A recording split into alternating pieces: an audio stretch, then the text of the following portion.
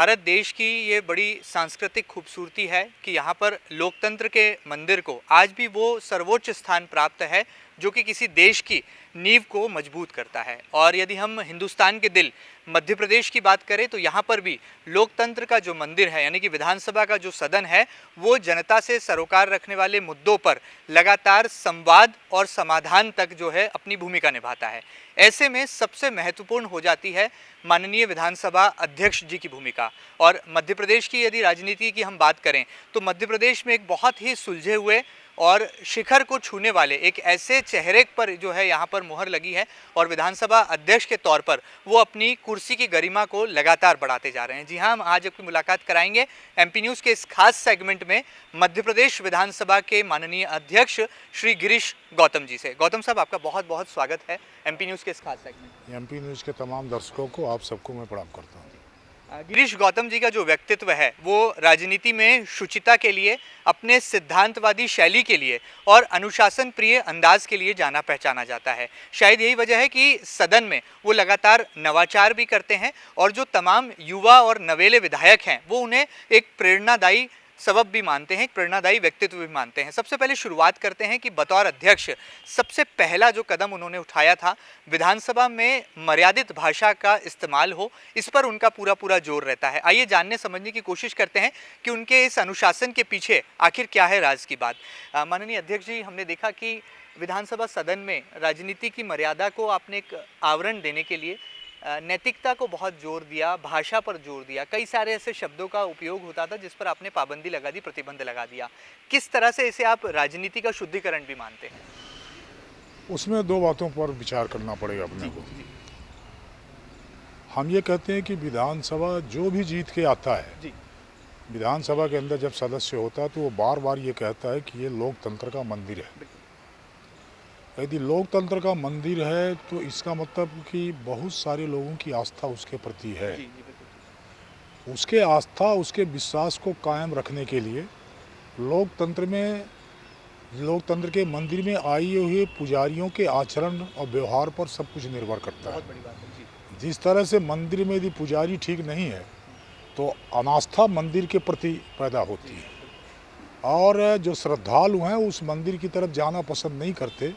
कितना भी महत्वपूर्ण मंदिर हो, यदि उसका पुजारी ठीक नहीं है तो लोग वहाँ जाना पसंद नहीं करते। उसी तरह से यदि हम यहाँ पर अपने को पुजारी की कोट में रखते हैं, हमारा आचरण, हमारा व्यवहार जनता के लिए एक तमाम सारे जो उनकी बात को रखने के ढंग, इन सारे को देख करके हमारे ऊपर लोग विश्वास करते हैं कि हमारी बात को जाकर के विधानसभा में करें। इसलिए मैं ज़्यादा जोर देता हूँ कि जनता का विश्वास, पूरे प्रदेश की जनता का विश्वास उसी तरह से बना रहे जिस तरह से श्रद्धालुओं का विश्वास मंदिर के प्रति होता है। इसमें हम सबको अहम जिम्मेदारी निर्वहन करने की आवश्यकता है और वो अहम जिम्मेदारी जो है वो सिर्फ और सिर्फ हमारी नैतिकता की हो सकती है। इसीलिए मैंने कई बातें की। उसमें मैंने ये कहा कि विधानसभा या किसी सदन के भीतर संवाद की व्यवस्था कायम होनी चाहिए। वाद विवाद जो है, वाद विवाद तो अपन चलतू भाषा में जरूर कहते हैं। वाद विवाद में दोनों बोलते हैं और दोनों का एक दूसरे को नहीं सुनते। संवाद में एक बोलता है, दूसरा सुनता है, फिर दूसरा बोलता है तो दूसरा सुनता है। तो संवाद से जो चीज़ निकलती है, जो परिणाम आते हैं, वो शायद ज़्यादा सुखद और ज़्यादा फलदायी होते हैं, मैं ऐसा समझता हूँ। इसलिए मेरा जोर हमेशा नैतिकता की तरफ रहता है। बहुत बड़ी बात है और शायद यही वजह है कि लोकतंत्र की जो नींव है उसे मजबूत करने के लिए माननीय विधानसभा अध्यक्ष जी जो हैं वो लगातार सकारात्मक दिशा में अपने कदम भी बढ़ा रहे हैं। माननीय अध्यक्ष जी, मेरे जहन में दूसरा सवाल है। आपके पास राजनीति का एक बहुत गहरा और बहुत बड़ा अनुभव है। आपने राजनीति को जो है जिया है और ज़मीनी धरातल पर जो संघर्ष होता है एक राजनेता का जनता की लड़ाई लड़ते हुए, वो संघर्ष भी आपने बहुत करीब से देखा है, उसे समझा है। किस तरह से आज के जो नए विधायक हैं उन्हें आप एक अनुशासन का पाठ पढ़ाना चाहेंगे? क्योंकि अक्सर ऐसा देखने में आता है कि बदलते युग की जो राजनीति है इसमें कई तरह की विकृति भी आई है। क्या आप इसे लेकर चिंतित भी हैं? मैं कल हमारे कांग्रेस से पूर्व विधायकों मंडल का एक उन्होंने बैठक की थी, मैं उसमें गया था। मैंने दो बातों पर जोर दिया उनको देख करके, हमारे पूर्व विधायकों को। जो विधायक थे जब हुआ करते थे तब ये हमारा नेट सिस्टम या इंटरनेट नहीं था, मोबाइल्स नहीं थे। तो मैंने इसीलिए कहा कि आपके पास ज्ञान एक्सपीरियंस का है, अनुभव का है। और आज का जान मोबाइल डाटा या जो गूगल्स का, आज का जान गूगल्स का है। मैं गूगल्स के जान को कोई खंडित नहीं कर रहा हूँ, उसको प्राप्त करने के लिए भी नहीं कह रहा हूँ कि इसको कोई प्राप्त नहीं करे, प्राप्त करें, पर हमको हमेशा हमारे अनुभव वाले ज्ञान को हमेशा याद रखना पड़ेगा। कितना भी साइंस आ जाए, एक थ्योरी को हमेशा मान के चलना पड़ेगा कि हमको कोई रेस यदि करनी है, हमको कोई ज़मीन नापना है, तो हमको एक पाँव ज़मीन में रख करके दूसरा पाँव उठाना पड़ेगा, तभी हम कोई रेस पूरा करेंगे। हमने दोनों पाँव उठाने का प्रयास किया तो निश्चित है कि हम मुँह भर मिट्टी खाएंगे और ज़मीन में गिरेंगे। तो ज़मीन से गिरने का मतलब कि आधुनिकता को पुराने से जोड़कर, आधुनिकता को अनुभव से जोड़कर हम जिस दिशा में बढ़ेंगे, शायद वो हमारे समाज के लिए, हमारे देश के लिए बहुत अच्छा। बहुत बड़ी बात है, बहुत बड़ी बात है। एक बहुत सुंदर परिभाषा जो है यहाँ पर माननीय अध्यक्ष जी ने वर्णित की है कि अनुशासन के साथ साथ जो हमारे संस्कार हैं उसमें यदि अनुभव का मिश्रण हो जाए, तो जैसा अध्यक्ष जी का एक दृष्टिकोण है आज के दौर के राजनेताओं के लिए, मुझे लगता है कि एक बड़े संस्कारों की बात भी यहाँ पर जो है परिलक्षित होती है। आगे बढ़ते हैं माननीय अध्यक्ष जी, राजनीति का भी गहरा अनुभव है। एक आपके बारे में बहुत पुरानी कहावत है कि आप साइकिल वाले एमएलए के तौर पर अपनी पहचान रखते आए हैं, और जब भी ज़रूरत पड़ती थी तो जनता के लिए आपने साइकिल चलाने में भी गुरेज नहीं किया, और साइकिल के ज़रिए आप लोगों तक पहुँचे, ज़मीनी धरातल को आपने छुआ, और हाल ही में विधानसभा अध्यक्ष होने के बावजूद भी आपकी ये जो साइकिल यात्रा है, जो साइकिल प्रेम है, ये अब भी बरकरार है। इसके पीछे कोई राज की बात है क्या? उससे दो चीज़ों के कारण, क्योंकि जब 2003 में मैं विधायक नहीं था और संघर्ष कर रहा था, क्योंकि चुनावी राजनीति में, विधानसभा की चुनावी राजनीति में मैं 1980 में आया। पहला चुनाव 1980 में लड़ा, उसके पहले 72 में लड़ा, छात्र संघ का लड़ा, चुनाव जीता, फिर 74 में नगर पालिका का लड़ा, हार गए, पर चुनावी राजनीति में 72 से मैं शामिल हुआ।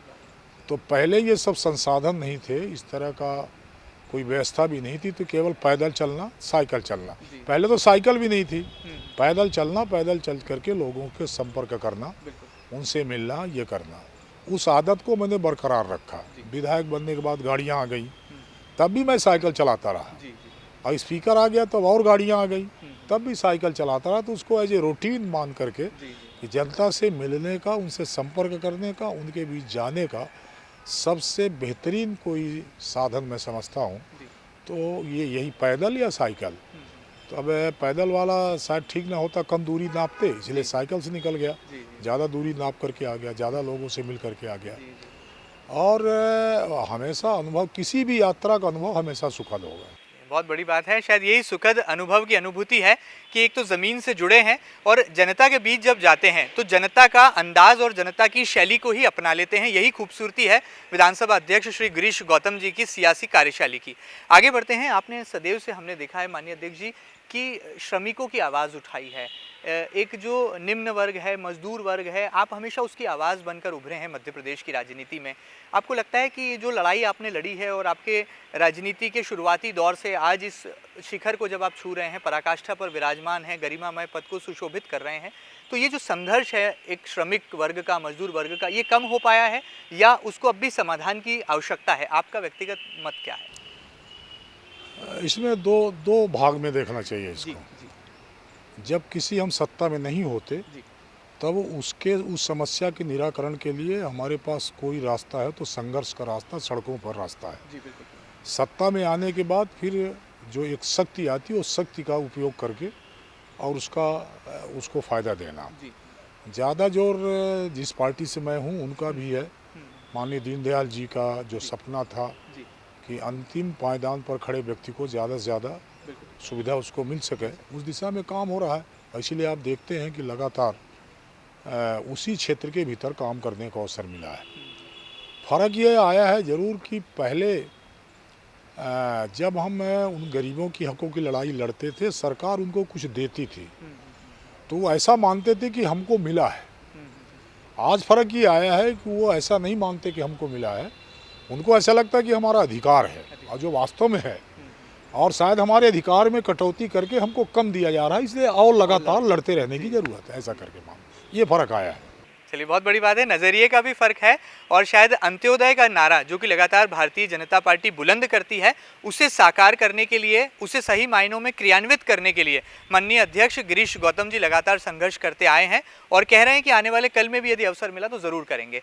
माननीय अध्यक्ष जी, आपके बारे में ये भी बड़ी मशहूर बात है कि आप नवाचार को बहुत जो है स्थान देते हैं, चाहे हम सदन की बात करें या आसंदी या गरिमा की बात करें या जो नवनिर्वाचित एमएलए हैं, विधायक हैं, उन्हें जब जो है नवाचार की आप सीख देते हैं, पढ़ाई प्रशिक्षण की बात करते हैं, तो क्या लगता है आज की पीढ़ी के जो राजनेता हैं वो नवाचार को उस हद तक जो है ग्रहण कर पाते हैं जिस नवाचार की आप उम्मीद उनसे रखते हैं? उसमें दो स्थितियां हैं जी। मैंने विधानसभा अध्यक्ष बनते ही जी। दो बातों को मैंने कहा। जी। मैंने पहली बात तो ये कहा कि मेरे जो भी पहले पीठासीन अधिकारी रहे होंगे जी। उन सब ने इस विधानसभा को सर्वोच्च स्थान प्रदान करने का अपना सर्वश्रेष्ठ दिया होगा।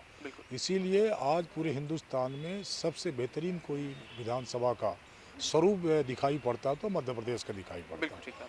तो मैंने हमारे माननीय विधायकों को आश्वस्त किया, हमारे सरकार को आश्वस्त किया, मैं प्रयास ये करूँगा कि हो सकता है कि उससे बड़ी परंपरा को मैं कायम नहीं कर सकूँ, पर हमारे पूर्व अधिकारियों ने जो कायम किया है उसमें एक खरोंच भी नहीं लगने दूंगा, इस बात का मैं प्रयास करूंगा।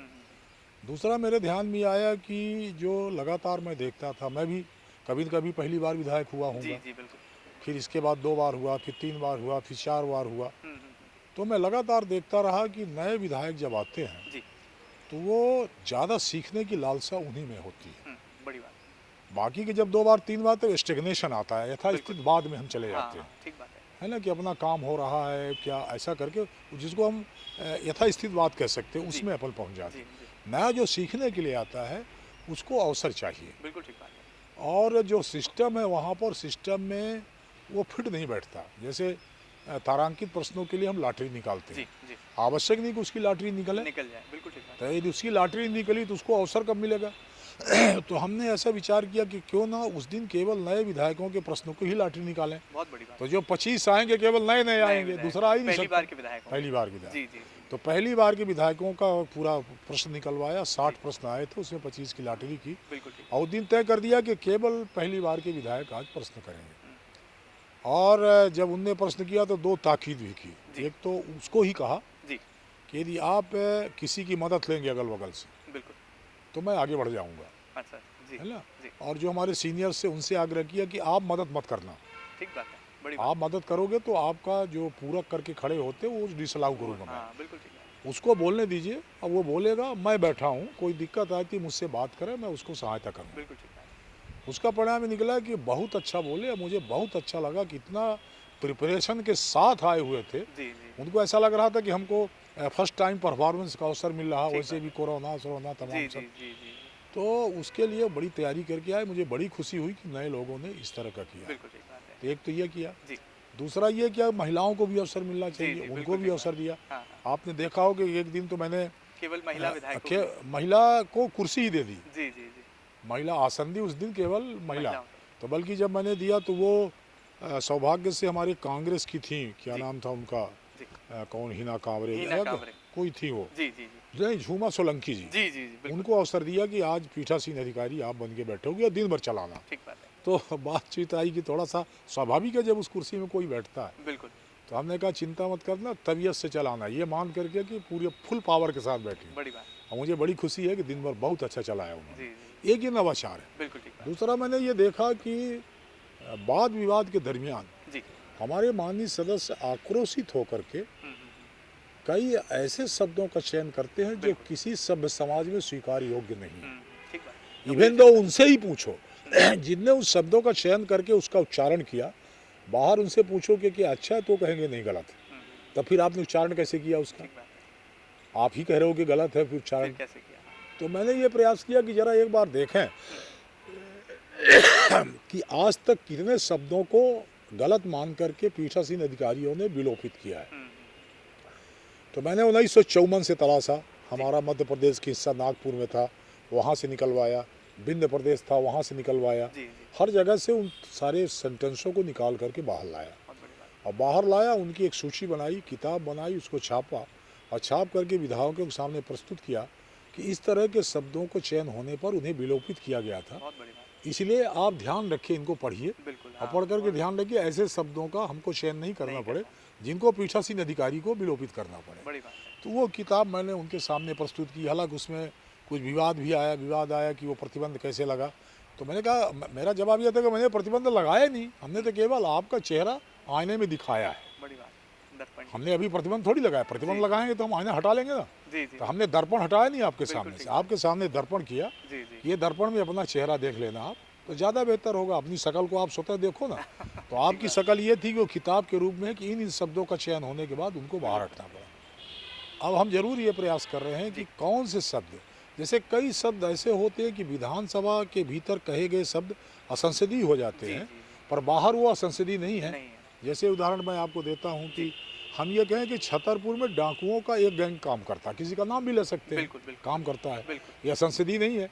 पर विधानसभा के भीतर यदि हम मंत्री दल की तरफ इशारा करके कहें जी, कि जी। ये डाकुओं का डाकुओं गैंग का बैठा है तो क्या होगा, जी, वो तब वो गलत। असंसदीय हो जाएगा। जी, जी। तो ऐसा करके कौन से ऐसे शब्द हैं कि न बाहर न भीतर, बड़ी न तो संसदीय हो सकते न मर्यादित हो सकते, उनकी छांट कर रहा हूँ बिल्कुल। और उनकी संख्या लगभग निकाल चुका हूँ। जी, जी। अब उनको प्रतिबंधित करूंगा, बिल्कुल, पूरी तब ये तरह। माना जाएगा कि इन शब्दों को विधानसभा मध्य प्रदेश ने प्रतिबंधित किया। इस तरह दिशा में प्रयास कर रहा हूँ। बड़ी बात है। दूसरा एक नवाचार ये किया कि 12-13 साल से पुरस्कार बंद है। जो विधायकों को जो दिए जाते हैं। नहीं, कई पत्रकारों कई को दिए जाते हैं, जी। विधायकों को दिए जी। जाते हैं। तो मैंने उसमें 2 और जोड़ दिए जी, हैं। जी। तो एक जोड़ दिया है पत्रकारों में इलेक्ट्रॉनिक मीडिया अलग कर जी, दिया जी, है। जी। हमारे विधानसभा के एक ही था तो कर्मचारियों को, अधिकारियों को अलग अलग कर दिया बड़ी है। बात। और उसमें से नाम जो मैंने लिया है, जी, 2 नामों को स्वीकृत की है मैंने। जी। एक माननीय सुंदरलाल पटवा जी के नाम से करूँगा बहुत बढ़िया। और 3 नामों का किया। एक जी। उनका हो गया है, जी, एक हमारे जो पत्रकार थे मामा जी वहाँ वाले ग्वालियर, उनका है, जी। और तीसरा हमारी स्वर्गीय जमुना देवी जी जी, का जी, है। बिल्कुल। 3 नामों का और बढ़ा करके बढ़ा हमने जी, अब ज़्यादा देंगे। जी, और उसी के लिए मैंने एक कमेटी बनाई है। जी।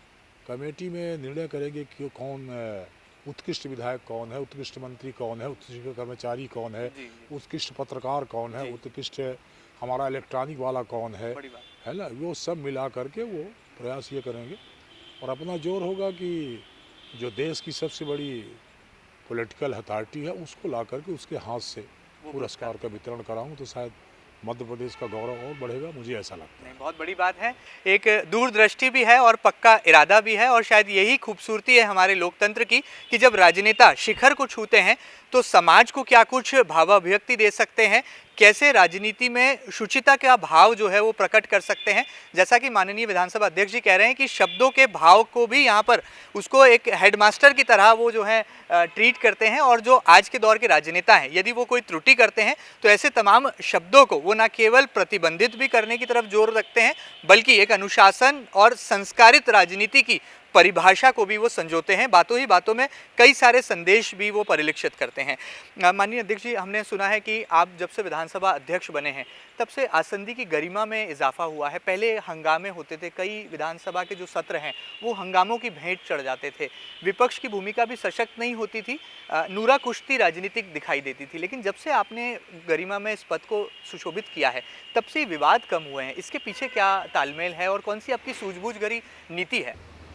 न उसमें 2-3 चीज़ें आती। मैं ऐसा नहीं कहता हूँ कि पहले वालों ने नहीं प्रयास किया। जी, जी, छोटा सा मैं एक उदाहरण देता जी, हूँ आपको। जी, कई बार ऐसा होता है कि जब कई विभागों के चर्चा होती है जी, तो उसमें सारे दलों के लिए हम टाइम अलॉट करते हैं, बिल्कुल। संख्या के अनुपातिक संख्या के आधार पर करते हैं। जी, सत्ता दल के लिए इतना, विपक्ष के लिए इतना, निर्दलीय के लिए इतना, इनके लिए इतना, और फिर उसकी बहस में भाग लेने वालों की सूची बुलाते हैं।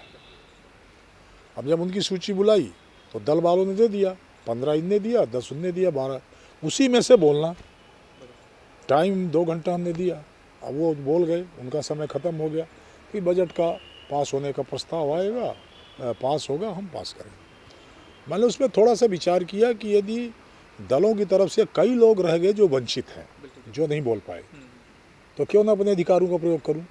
तो उस अधिकार का प्रयोग करते हुए कई विधायकों को हमने अपनी तरफ से अवसर दे दिया। जो सूची में उनके दलों से नहीं आए थे वो विधानसभा पीठासीन अधिकारी की तरफ से मैंने उनका नाम भेजा, जी, इनको भी बोलने का अवसर देना। तो उन्हें एक स्वतंत्रता प्रदान की आपने हाँ, सदन मैंने में। बोलने का अवसर देना। जी, जी, वाह। तो जैसे मान लीजिए 15 इधर से आए, 10 इधर से आए, जी, तो जी, इनका 15 कर दिया, उनका 20 कर दिया, तो 5-5 10 ले लिया, बड़ी 1-2 और बढ़ा दिया। हुँ, अब 10 को भी टाइम दे दिया।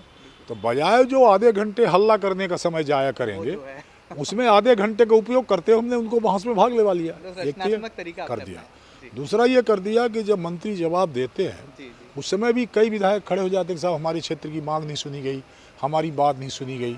तो नाम जब वो समाप्त हुए उसके बाद भी कहा मंत्री जी जवाब बाद में देंगे। पहले कोई विधायक अपनी बात क्षेत्र क्षेत्र की रखना चाहता हो बिल्कुल, तो मैं 1 मिनट का समय देता हूँ, 1 मिनट में आप अपनी बात कह लो, तो अपनी अपनी मांग रख दो। और मंत्री को कहा कि जब इनकी मांग आएगी तो जवाब इसका भी देना, बहुत बढ़िया। है ना। जी, तो उसमें भी 18-20 लोग आ गए। जी, जी, तो अब जब सबका नाम आ ही रहा तो फिर हल्ला कौन करे। बहुत बढ़िया। तो ये तो उनकी आपने समाधान उन्हीं के बीच में से ही उन्हीं खोज से बीच में निकाला। निकाला। जी, तो उसका परिणाम ये निकला कि मैंने देखा, बहुत अच्छा लगा मुझे। उस दिन शायद पीडब्ल्यूडी की बजट की बात हो रही थी। जी, तो शाम को पास होने के पहले शाम को जर्नल आप देखते होंगे, बजट में एक निराशा का वातावरण रहता है। जी, जी, केवल जिनका नाम उनके अलावा विधानसभा में कोई रहता नहीं। बिल्कुल। और उसका परिणाम निकला कि उस दिन करीब 100 या 110 के आसपास विधायक उपस्थित थे शाम को। शाम को 5:30 बजे, और 5:30 बजे इतनी उपस्थिति मायने रखती है जी, जी, विधानसभा में। बिल्कुल सही बात है। इस दिशा में सोचता हूँ कि इस तरह का कोई काम हो जिससे एक रुचि पैदा हो, राइट, रुचि पैदा हो, विधायकों की रुचि हो, जी। माननीय सदस्यों की रुचि हो। उनको लगा कि विधानसभा में जाने में एक अवसर मिलता है क्षेत्र की बात कहने का, जनता की समस्या कहने का।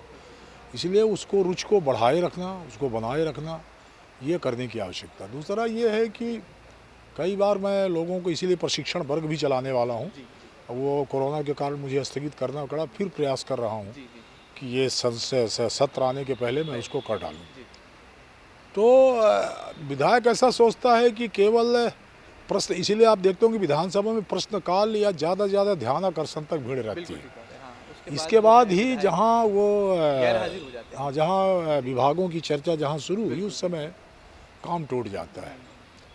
तो उसको और रुचि पैदा करने के लिए आवश्यकता इस बात की है कि दूसरे भी, केवल एक ही सवाल नहीं है, विधायक केवल प्रश्नकाल से जी, या ध्यानाकर्षण से या शून्य काल से ही अपनी उपस्थिति दर्ज नहीं करा सकता। बिल्कुल, बहुत सारे तरीके हैं।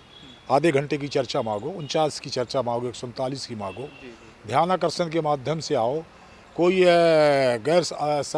अशासकीय संकल्प लेकर के आओ, या कोई ऐसा करके गैर शासकीय विधेयक लेकर के आओ। बहस के तो तमाम तरीके हैं, इससे भी अपनी उपस्थिति दर्ज कराई जा सकती बिल्कुल है। ठीक बात, सदन में। तो यदि ऐसा करके प्रशिक्षण हो जाए कि ये तरीके भी हैं विधानसभा में अपनी उपस्थिति दर्ज कराने, तो शायद ज़्यादा आकर्षित होंगे लोग और ज़्यादा लोग भाग लेंगे उसमें। और मेरा केवल एक ही विश्वास है, जी, जितना ज़्यादा से ज़्यादा हम भाग लेंगे। और भी सुप्रीम कोर्ट ने एक बात कही है, मुझे बहुत अच्छा लगा जी, उसने। जी, जी, उनने ये कहा कि जो खास तौर पर जो दांडिक अपराधों के लिए जो कानून पास होते हैं, बिल्कुल, बिल्कुल। तो वो बिना चर्चा के यदि पास हुआ हुँ, तो शायद वो देश के लिए ठीक नहीं है। बहुत बढ़िया, चिंतन है मतलब। चिंता का विषय है ना। बिल्कुल ठीक बात है। तो जैसे कोई दांडी का, बाकी तो ठीक है पास करो, हाँ, राजस्व में फायदा देना, ये करना, वो तो कर लो, एक तरफा भी कर सकते हो, कोई ठीक दिक्कत। बात है, लेकिन पर इस जिसमें तरह के दांडी का कानून- अपराध बनता हो, जी, जिसमें हमको दंड के संसार दंड देना है, बिल्कुल, कानून में इसके लिए इस तरह का हमको प्रावधान करना है कि हम सजा दे सकें, बिल्कुल, बिल्कुल, और सजा वाला बिना बहस के कानून पास हो जाए, वो शायद वो ठीक नहीं है। हाँ, इसलिए उसमें तो कम से कम बहस होनी ही चाहिए। और जितने लोग बहस में भाग लेंगे, नए नए सुझाव आएंगे, जी, नए नए तर्क आएंगे, सरकार द्वारा प्रस्तुत किए गए प्रारूप के बारे में आएंगे। हो सकता है प्रारूप में संशोधन की आवश्यकता हो, सरकार को भी लगेगा कि हाँ अच्छा सुझाव है, तो प्रारूप, तो वो फिर ऐसा माना जाएगा कि सर्वमान्य तरीके से जी, आया हुआ ये कानून वाकई में जनता के हित के लिए हो सकता है। बिल्कुल ठीक बात है। जनहित की सोच भी है और ये भी कहा जा सकता है कि विधानसभा सदन की सर्वोच्च कुर्सी पर विराजमान है। ऐसे में जो एक जिम्मेदारी का भाव है वो माननीय विधानसभा अध्यक्ष जी की कार्यशैली में भी नजर आता है, और जो नजरिया वो रखते हैं देश के प्रति, जनता के प्रति, लोकतंत्र के प्रति, वो अपने आप में लोकतंत्र की खूबसूरती को भी अभिव्यक्त कर जाता है। माननीय अध्यक्ष जी, एक राजनीतिक सवाल मेरे जहन में है, चूंकि आप विंध्य से आते हैं, तो बार बार मध्य प्रदेश में ये राजनीतिक आवाज़ उठती है कि एक अलग विंध्य प्रदेश बनाया जाए। क्या वाकई में विंध्य में इतनी समस्याएं हैं जिसका समाधान ढूंढने के लिए हमें एक अलग राज्य के गठन की तरफ जाना चाहिए? एक राजनेता होने के नाते, उस प्रदेश के प्रतिनिधित्व करने के नाते, उस खंड का, आप क्या मानते हैं, क्या विंध्य प्रदेश की मांग जायज़ है? माननीय अटल बिहारी वाजपेयी जी के कंसेप्ट को यदि विचार करें जी। तो उनका स्वतः कहना था कि छोटे राज्यों के बनने से शायद उस क्षेत्र का ज़्यादा विकास होता है। ये उनका कंसेप्ट था। बिल्कुल। तो उस कंसेप्ट से हम इनकार कैसे कर सकते हैं? बड़ी बात। नहीं इनकार कर सकते। अब सवाल रहा कि विंध्य प्रदेश बनाने की मांग को लेकर चलने वाले आंदोलनों की। जी, बिल्कुल। काफ़ी लंबे समय से चलते हैं। तो जो आंदोलन आज की स्थिति में लोग चला रहे हैं, उनका कहना है कि आंदोलन के कर्ता धर्ता वही हैं, वही शुरू कर रहे हैं। अच्छा। और मैं ऐसा कहता हूँ कि यदि आपको वाकई में इसको जनता के बीच ले जाना है तो इसकी शुरुआत अपने तारीख से मत जोड़ो। इसको कहाँ से जोड़ना? 1956 में मर्जर के खिलाफ विंध्य प्रदेश का जब मर्जर हो रहा था तो बड़ा भारी आंदोलन हुआ था। गंगा चैताली वगैरह ने अपने शहादत दी थी, जान गंवा दी थी। उसके बाद ये तो हम उसको ऐसा नहीं कहें कि हम विंध्य प्रदेश हम बना रहे नया। हम ये कहें कि आंदोलन हमारा 56 का है। 1956 से लड़ाई। हाँ, 56 से हमारी लड़ाई है। वो लड़ाई बीच में ब्रेक थी और उससे आगे हम उसको बढ़ाना चाहते हैं। यह कहना ज़्यादा उचित होगा।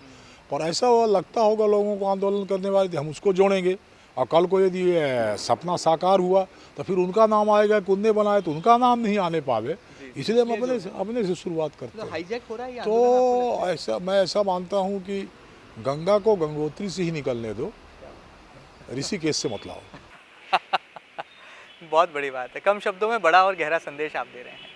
ये बड़ी बात है और शायद मुझे लगता है कि जो विंध्य की जनता है वो भी जो है माननीय विधानसभा अध्यक्ष जी के इस कथन से जो है सहमत होगी कि किस तरह से वो एक नज़रिया रखते हैं। और विंध्य प्रदेश की जो लड़ाई है वो एक बड़ी बात उन्होंने हमारे साथ साझा की कि 1956 से लड़ी जा रही है और शायद जिसकी आवाज़ जो है अब एक बार फिर हुंकार बनकर पूरे प्रदेश के सामने है। आपका बहुत सारा समय लिया विधानसभा अध्यक्ष जी। जाते जाते मध्य प्रदेश की 7.5 करोड़ जनता के लिए, हमारे माननीय विधायकों के लिए क्या खास संदेश होगा विधानसभा के सम्मानित अध्यक्ष श्री गिरीश गौतम जी का एमपी न्यूज़ के माध्यम से? जनता के लिए ढेर सारी दीपावली की शुभकामनाएं। जी। हमारे माननीय सदस्यों के लिए केवल एक संदेश कि हम जनता के उस सपने को साकार करने के लिए विधानसभा में आते हैं। बिल्कुल। और वो एक आशा भरी निगाहों से विश्वास के साथ हमको देखती है। तो जनता का जो विश्वास हमारे प्रति बना है उसमें कहीं कोई कमी नहीं आने पावे। उस विश्वास को और मजबूत करने की आवश्यकता है। ये केवल अपने हम कर्मों से कर सकते हैं, आचरण से कर सकते हैं, व्यवहार से कर सकते हैं। इसलिए उसको विश्वास को और मजबूत करना यही मेरी सलाह है उनको। बहुत बड़ी बात है। लोकतंत्र की खूबसूरती यही है कि विधानसभा अध्यक्ष जी ने बहुत बड़ी बात कम शब्दों में कह दी है और जिस तरह से वो अपनी कार्यशैली के लिए जाने पहचाने जाते हैं, उम्मीद है कि उनकी कदकाठी के मुताबिक ही वो राजनीति को नई ऊंचाइयों को न केवल प्रदान करेंगे बल्कि आने वाले दौर की जो भविष्य की राजनीति है उसमें भी शुचिता का वातावरण कायम करने में जो तमाम उनके प्रयास हैं वो सफल और कारगर साबित होंगे। एमपी न्यूज़ के इस खास सेगमेंट में फिलहाल इतना ही। ये खास कार्यक्रम आपको कैसा लगा हमें ज़रूर बताइएगा और ताज़ा तरीन खबरों के लिए लगातार बने रहिएगा आपके अपने न्यूज़ चैनल एमपी न्यूज़ के साथ। फिलहाल दीजिए इजाज़त। नमस्कार।